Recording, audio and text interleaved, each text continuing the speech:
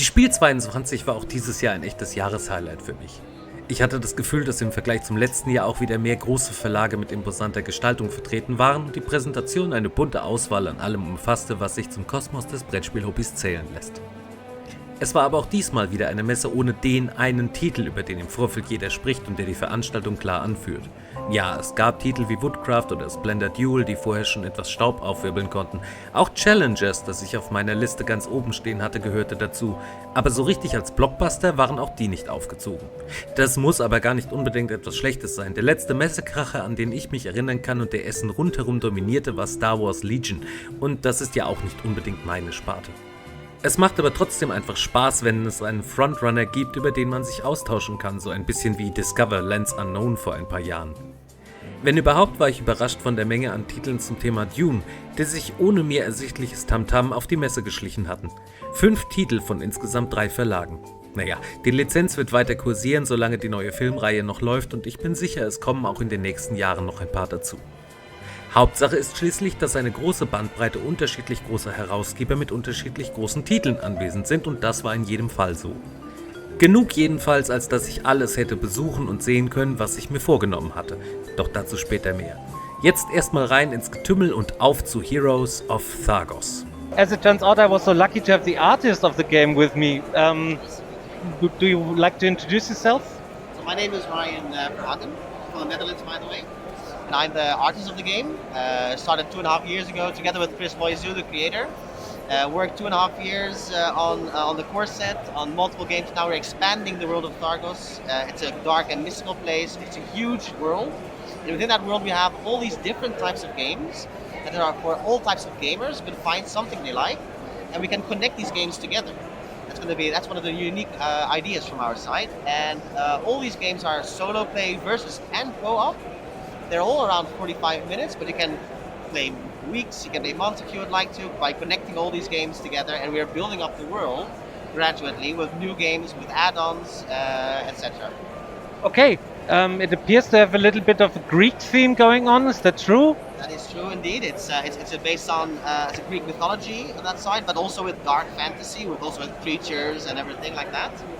And Chris Loiseau, just to give you background information, he worked on this for 30 years now. Yeah, the gentleman earlier told me there's already an RPG in this particular world. It's a big RPG. It's over there. I can get it for you if you have 1 second.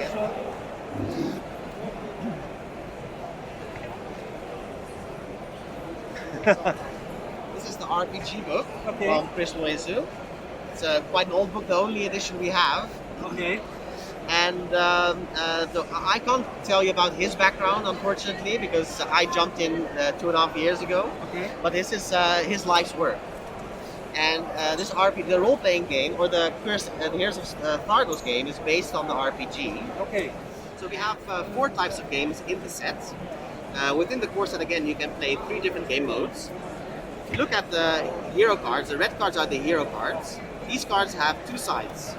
You have a ready side and you have an injured side. Mm-hmm. The stats stand for your physical strength is red. The green stats are your mental strength, and the blue stats are your magical powers. Okay. Each character has an ability as well, and that changes when you turn into injured. So you can also have a better ability in some cases for some sides, or it could be a negative. Of course, it's always negative to be injured. That's not the best thing, of course. Then we have I have to mention that also each character has a number mentioned on the right upper corner. These are the overall strength of the character. Okay. So when you choose your party, as we have laid out here, you have to choose wisely, because adding these numbers up is going to be your victory threshold. Ah, okay. So in this case, you have on these laid out here stronger characters than I have, which means that you need more points to win the game. Because my characters are stronger. They're stronger. The stronger base. But the blue cards are the lasting cards. These cards are meant to boost your characters. Could be a minion, could be a weapons, could be magical spells. Along the way, you're boosting up your characters, so you can still create a very strong character. And also, in the combo here, you can also have an ability. You can add an ability to your characters, so you can make them stronger and stronger with the special powers. Then we have action cards. These cards are also written here with an A.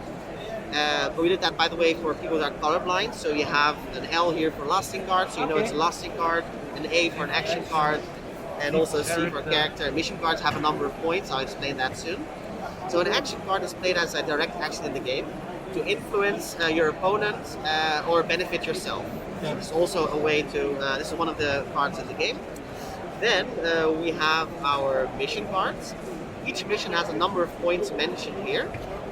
And each mission, when you play for that mission, you're going to play against each other based on your ability. So in this case, for this specific mission, it's going to be based on your mental strength. Okay. So what happens then is that each player gets 20 mission cards, 20 action cards, and 20 lasting cards in their battle deck. Shuffle them up, place them over here. Then, just to show you how it works, you have 6 cards in your hand. That's your starting hand. The first step is always to boost your character. So you can always first make a character stronger. Add that to this character for the example. The next step is that you have the option to play an action card if you like, to have a direct effect in the game on your opponent or on yourself, positive, negative. Or you can also choose to go for a mission, or you can skip around. That's all the options. If, let's say, we want to play now to play for this mission, so I'm going to go for this mission. You can counter my my attempt to fulfill this mission. But by looking at the stats, we will see who can win that mission. So it seems in the beginning very simple, but there is also something special to the game. I'll show you very soon. So I look at my stats. I have 4 points. The defender always gets the benefit of the mission. So you calculate, you add the 4 plus the 3, so you have 7. Which means that in essence, I can't win this mission. You would think that doesn't make sense. You already know from the beginning that who's going to win that mission. What we've done is that all the action cards, all the mission cards, and all the lasting cards have a number mentioned here, from 1 to 4. Yeah. These can be used as a modifier to modify your stats. So You what I just can got it do, from your hand. exactly. Okay. So what I can do is I would like to attempt this mission, and I'm going to boost my stats with 2 cards as a one-off shot. Oh, face down. Face down. So you don't know Like if it. it's 1 point Good. or 4 points per card. So it could be 2 or it could be 8. Okay. Then it's the opponent can also decide to do the same thing with the cards from their hand. So let's say you place down 2 cards. Now we open up and have a look. So I have 5 points, 5, 6, 7, 8, 9. You have 7, 8, 9 points. It's a draw. A draw is when it's a draw, then the attacker will win. So I would win this mission in this case. These cards go into my discard pile. Yours as well, because I've been discarded already. I win 3 points, and this comes into fulfillment. So it says here, fulfill to flip any ready character card to injured and choose which lasting card attached they can discard. Okay. So I can change one of your characters to injured, and if you would have a lasting card, You I can could get rid of remove it. that one for you. If you would have successfully stopped my attempt to win that mission, then I would have turned to injured. So you only turn to injured the moment that you failed a mission. When I win this mission, it goes to my victory pile. Now, what we have here is an empty space for a mission.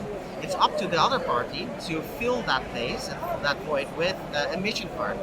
If you don't have a mission card in your hand, you have to go to your battle deck and you open up card by one by burning them until you find the mission.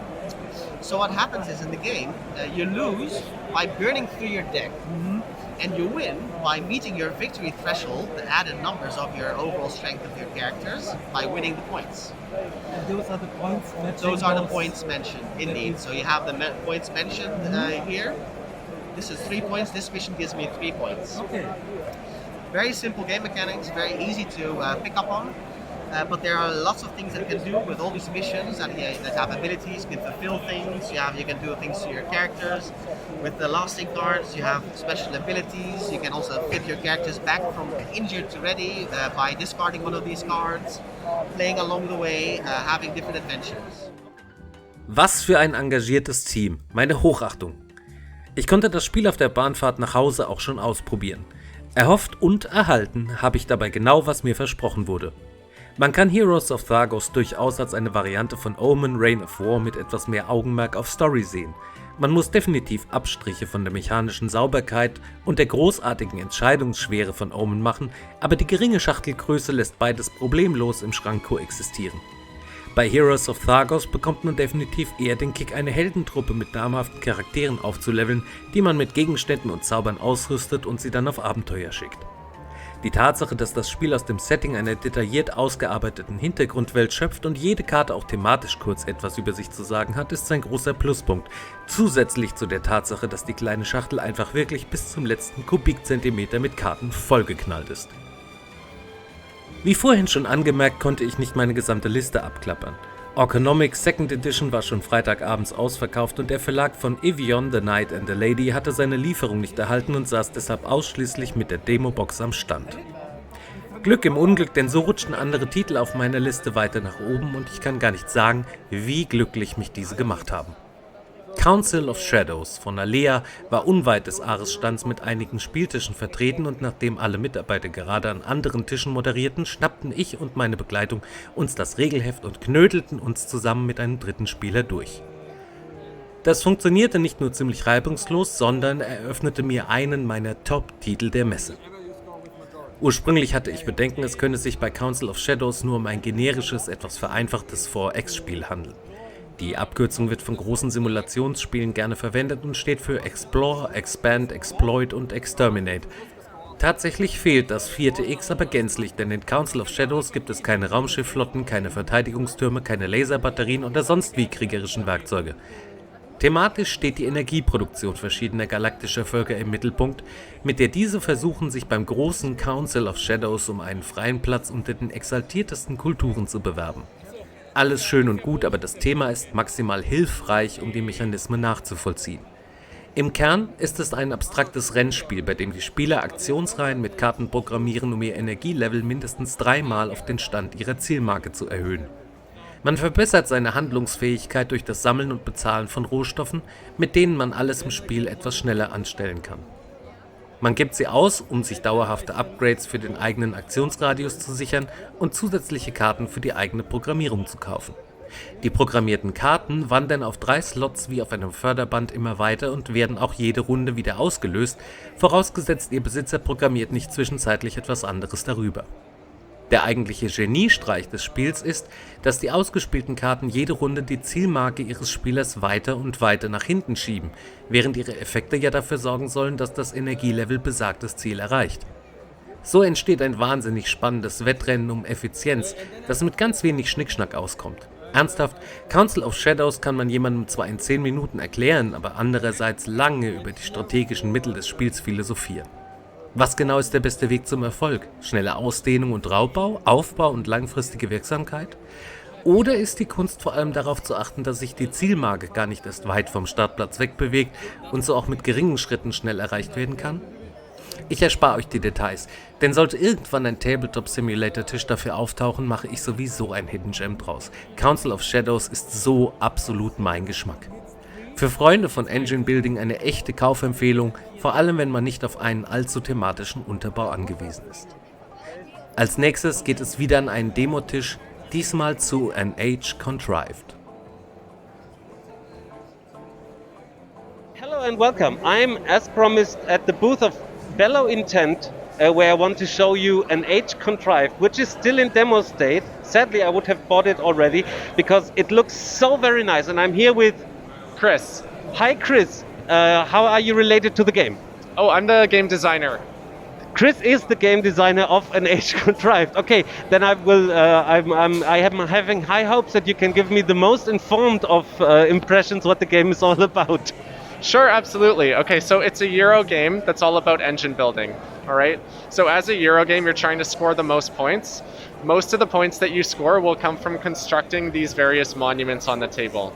Now, the constructed versions, this is what they look like when the game is finished, but they all begin the game flat on the table. And as the spaces of each monument are filled in from one or more players, then that section will be complete.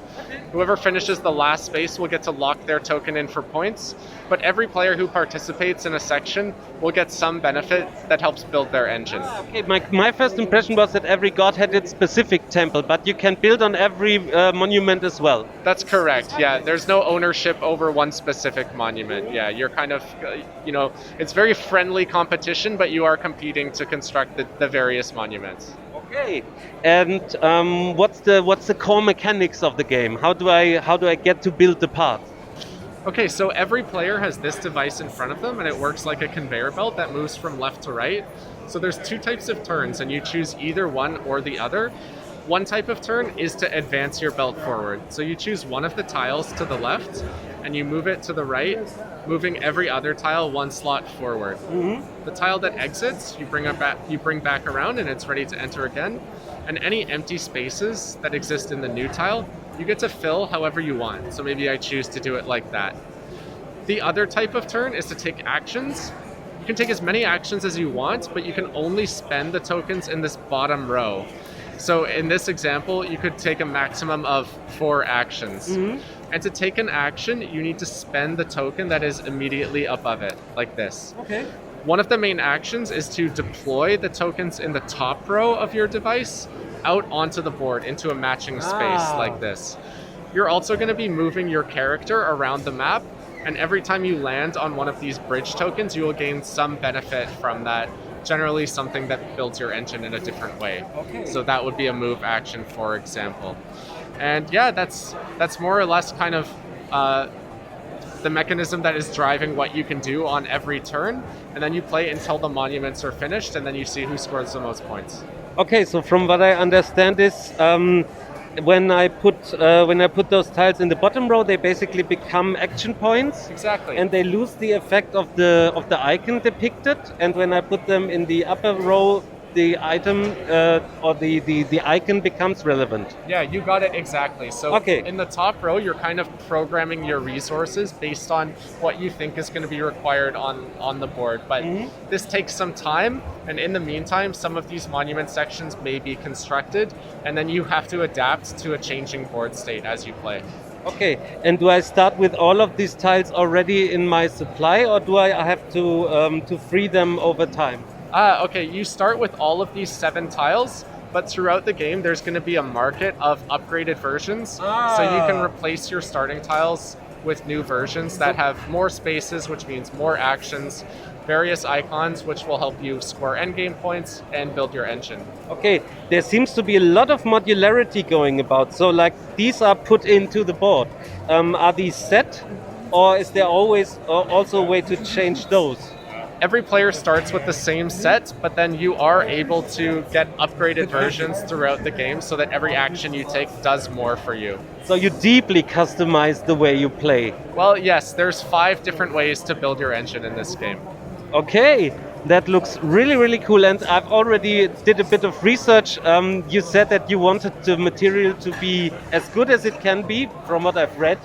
And I have to tell you, it does look like it, because if I want to show this real quick, because I saw it when you demonstrated it to the lady earlier.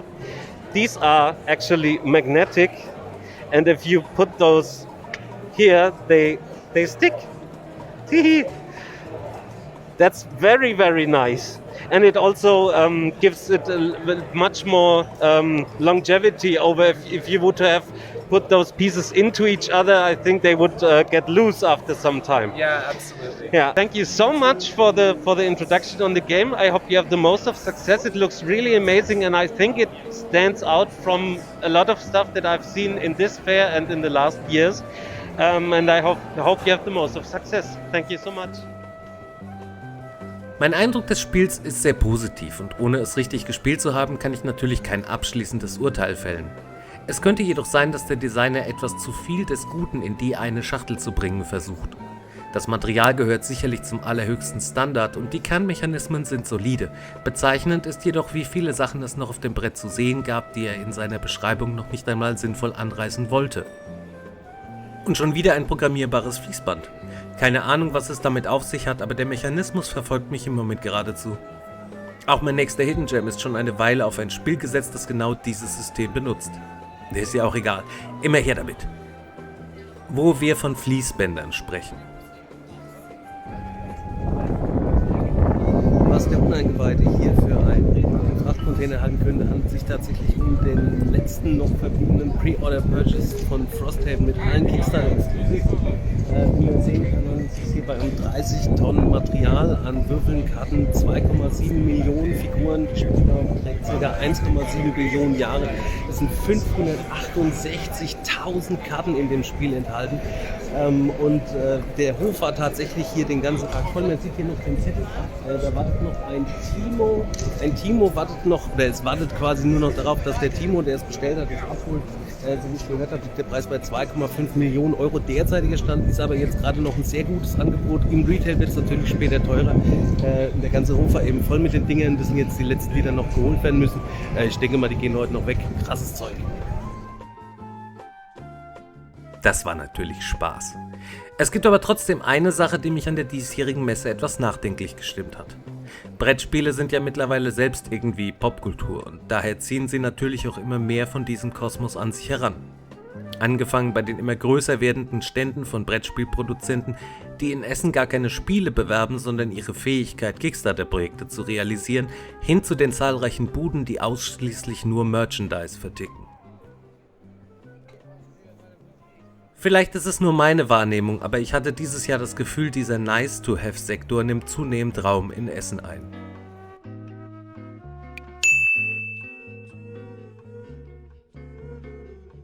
Ach ja, und die Stände mit Produkten für Japan-Begeisterte sind in der Wahl ihrer Auslage auch nicht immer ganz so zurückhaltend, wie ich es mir für eine Messe, die doch auch noch in großer Zahl Familien mit Kindern anzieht, wünschen würde.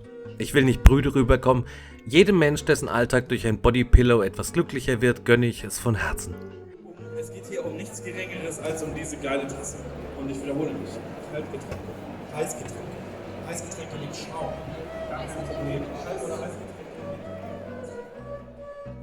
Meine nächste Demo in der großartigen Halle 3, ich lerne sie mehr und mehr lieben, war Tribes of the Wind. Ich hatte es in meinem Preview schon angesprochen und jetzt war ich interessiert, was das Spiel neben seinem sensationellen Artwork zu bieten hat. Tribes of the Wind ist ein Action-Selection-Spiel, bei dem man die Auswahl möglicher Aktionen durch seine Handkarten vorgegeben bekommt. Diese haben die 4 Elemente zur Grundlage. Kosten zum Ausspielen der Karten gibt es keine. Stattdessen benötigen sie, um wirkungsvoll eingesetzt zu werden, bestimmte Kombinationen von Elementen auf der eigenen Hand und/oder auf den Händen der benachbarten Spieler. Das ist an den Rückseiten der Karten abzulesen und die Sichtbarkeit wird mit kleinen Ständern erleichtert. Nach dem Ausspielen einer Karte zieht man aus einem Markt, sofern verfügbar, das Element seiner Wahl nach, ohne den genauen Effekt der Karte sehen zu können. Jede Farbe hat aber eine für sie charakteristische Fähigkeit, von der man ausgehen kann, auch wenn sie unterschiedlich ausführen. Feuer entfernt Umweltverschmutzung vom Bord des Spielers, Wasser sammelt, Wasser. Erde lässt Wasser wieder ausgeben, um damit Wälder zu pflanzen, und Wind transportiert die kleinen Arbeiter der Spieler über das Board, um mit ihrer Hilfe Siedlungen zu bauen. Spieler müssen diese 4 Dinge leisten, um nach und nach die postapokalyptische Wüste ihres Boards in einen sauberen und gesunden Lebensraum zu verwandeln. Was für ein schönes Thema und was für ein großartiges Spiel. Tribes of the Wind bringt mehr als nur den Reiz seines neuen Kartensystems mit und verbindet das mit Elementen aus zu Recht bekannten und beliebten Spielen zu einem wundervollen Gesamtpaket. Die einzelnen Gruppen sind dabei auch noch leicht asymmetrisch angelegt. Etwas Interaktion zwischen den Spielern wäre noch schön, um die Bemühungen der Gruppen nicht gar so sehr als Einzelleistung darzustellen, aber ich kann mir gut vorstellen, dass sich mittelfristig mit einer Erweiterung noch etwas daran ändert. Ich war jedenfalls hin und weg und wahnsinnig glücklich, dass meine mitgereisten Freunde Sonntag früh noch eine Box für mich besorgen konnten. Tribes of the Wind könnt ihr euch kaufen, sobald ihr es irgendwo seht. Es funktioniert in jedem Kontext mit Spielern unterschiedlichen Alters und Vorerfahrung und sieht dabei einfach traumhaft schön aus. Hammer-Spiel. Das Thema Zukunft und wie eine fortgeschrittenere Menschheit die Folgen der heutigen Sorgen zu bewältigen versucht, wurde interessanterweise von ein paar Spielen aufgegriffen und ganz unterschiedlich bearbeitet. Eine willkommene Abwechslung zur ewig gleichen Postapokalypse mit Mohawks und Ratteneintopf. Eines, das sich dagegen mit dem Hier und Jetzt beschäftigt, ist Hegemony.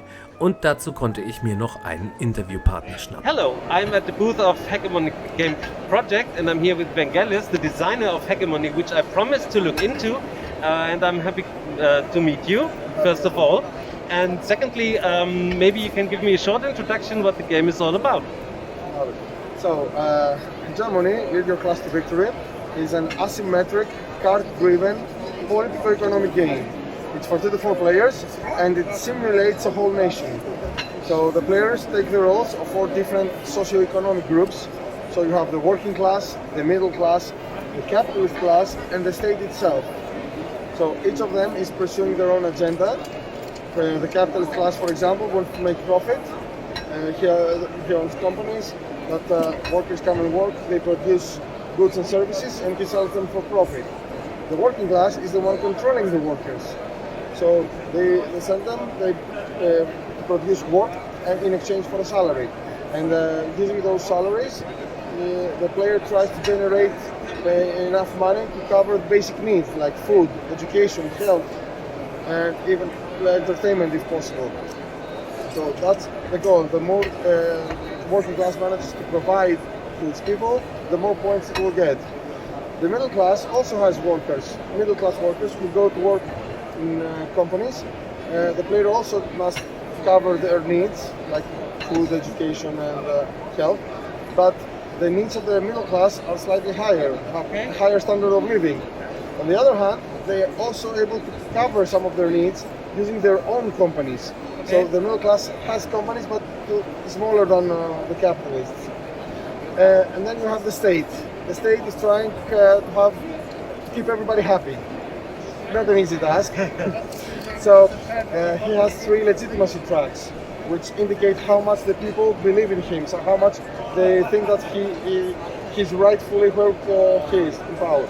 So the more that he provides to the people, he gives like benefits, like discounts, like resources, the more the people are happy with him, and the more his legitimacy increases. But the more he gives to the other players, that's better for the other players as well. So you must find that balance, how much to give and how much to keep. Okay. The state must also try not to go default, because by spending money and giving it to the other players, it may not be able to cover its own obligations, like pay wages, or like deal with issues that come in everyday life, like you may have an earthquake and the state may have to deal with that, or a pandemic, or a strike, or other things that happen. So the state deals with that, deals with the other players, and tries to find the balance between all these. Okay, that's quite a deep and heavy theme for a board game, I have to say. How did you come up with it, or what was your intention to put this into the form of a board game? So I'm one of the 2 designers. The other one is Varnavas Timotheo, and he was the one that came up with the idea. He has studied political sciences, so he wanted to find a way so that people could learn about these issues, to learn about how a nation is run. What does it mean to have free healthcare? What does it mean to have low taxation or high taxation? So he wanted to find, through gaming, find a way to educate people about this, but not in a boring way, but in a fun way. So doing it while playing without understanding that you're learning something. So he approached me, who had an experience in game design. So we sat down, we worked on the game for 2 years. We've been working on it. It took a lot of time to manage to find the simple ways to cover everything, because, as you said, it's a very complicated matter. We could have done it way more complicated than it is. I assume. So we spent a lot of time to try to make it in a way that it's an enjoyable game. Like you could play like for 10 hours if everything was like as it is in real life. But we wanted to make it so that you guys understand what things are wrong in a simple way, in something that you can grasp and you can play like in 2-3 hours. Okay, but I would assume, just looking at the board, which has a lot of stuff going on, that there's still some kind of learning curve involved. So it's something that you have to get into at first, I would assume. So the first time you play, yes, it seems like a lot, because you do the asymmetry. Every faction plays differently. So Oh, sorry. So every I almost said that it's incredible. so every faction plays differently, and so initially there are a lot of rules to cover. This may seem like a lot, but after you start playing, everything is intuitive. Everything is very thematic, and this is a comment that players here also tell us that whatever they want to do, it feels thematic. It feels like, yes, this is normal. This is actually what makes sense. So after you start playing, it flows much more easily. So for your first time, you're probably going to have questions. You're going to look at the rules, but after a while, it flows much better. Okay. And one thing that interested me the most, are the classes all independent of each other while playing? So does the state actually have to rely on the working force or the income of the middle class to be running well? Okay. So exactly it's the other way around. Everybody depends on everybody else. Okay. So everything is interconnected. Whatever you do affects the others very much. And especially the policies, because at the center of the game we have a set of policies on which the players can vote to change if they like, and depending on where they go, it changes the rules of the game to the favor of somebody. So, for example, you have the minimum allowable wage, what's the minimum salary you can get. So the working class wants to push it to the left to be as a socialist policy, to make it as high as it can, so that the capitalists will be forced to pay high salaries. The capitalist, on the other hand, wants the policy to become neoliberal, to have a very low minimum wage, so that he can give the minimum amount possible and increase his profit. So this applies to 7 policies in the game. So as you can see, there is a lot of back and forth, and if I change one policy, it affects everybody. Okay. So there's a lot of interaction in the game. Not like, hey, I want to harm you, but I'm pursuing what's best for me, but whatever I do affects everybody else. I see. So here are the policies we have in the game. So each policy can be in 3 sections, A, B, or C, and they range from socialist to neoliberal. And so as you can expect, the working class wants the policies to be social, while the capitalist wants the policies to be neoliberal. The middle class is somewhere in the middle. He wants to keep a balance between the two sides. There are also 2 other policies, 6 and 7, for foreign trade and immigration, and they range from globalism to nationalism. So for example, you're going to have open borders, and so new immigrants come in every round. So the working class, for example, has more workers every round, or you can have closed borders and minimize the number of workers. Because having more workers means you have a higher population, and this increases the amount that you have to spend for health and education. If you have found a job for all these workers, then great, you have more money and you can cover those needs. But if you don't have jobs for all of them, then it starts to become a problem. And 6 is a policy that covers the tariffs. Like when you want to buy something from a foreign market, the price may be cheap, but usually here it says that the initial prices are low, but policy 6 determines the tariffs, and so it adds to the cost. So if there are no tariffs, the working class can buy food from the foreign market, and it will be cheaper than buying it from the capitalist. Wow. But if the capitalist increases the tariffs, so it will be too expensive to buy from the foreign market.